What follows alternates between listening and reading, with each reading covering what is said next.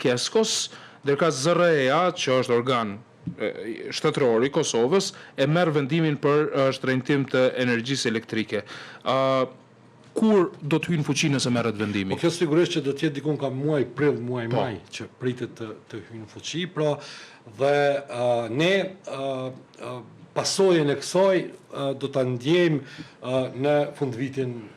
nga muaji nëntor dhe dhjetor i këtij viti kur rritet konsumi. Pra, sigurisht që gjatë muajve të verës bie kërkesa për konsum dhe nuk është që ka me u vrej tepër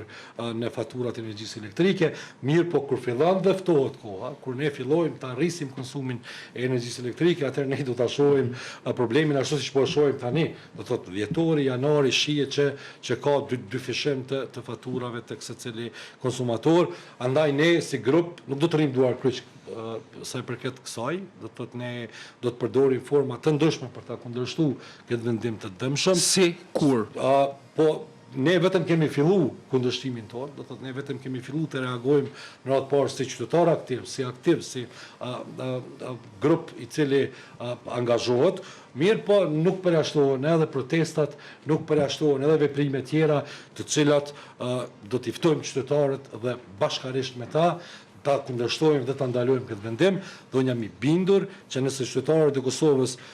janë të interesuar dhe duan ta ndalin këtë vendim, e kanë mundësinë në duart e tyre, pra është dalja në rrugë ajo e cila ka me na mundësu neve që ta parandalojmë marrjen e këtij vendimi të dëmshëm për secilin prej nesh. Pra kjo ka mundësi të shtyhet si vendim, ka mundësi qeveria të subvencionoj, pra ka mundësi të ndryshme të cilat mund të bëjnë që për një periudhë caktuar mos të preket xhepi i qytetarit. Dhe mandej le të vinë politikat të cilat e ndihmojnë mirëqenien e qytetarit, le të rriten pagat, le të bëhen subvencionime dhe ndihma për bizneset të cilat ballafaqohen çdo ditë me probleme, dhe mandej le të rritet edhe çmimi i energjisë elektrike, se fundit ne po them prap nuk jemi kundër rritjes së çmimeve, por ne jemi që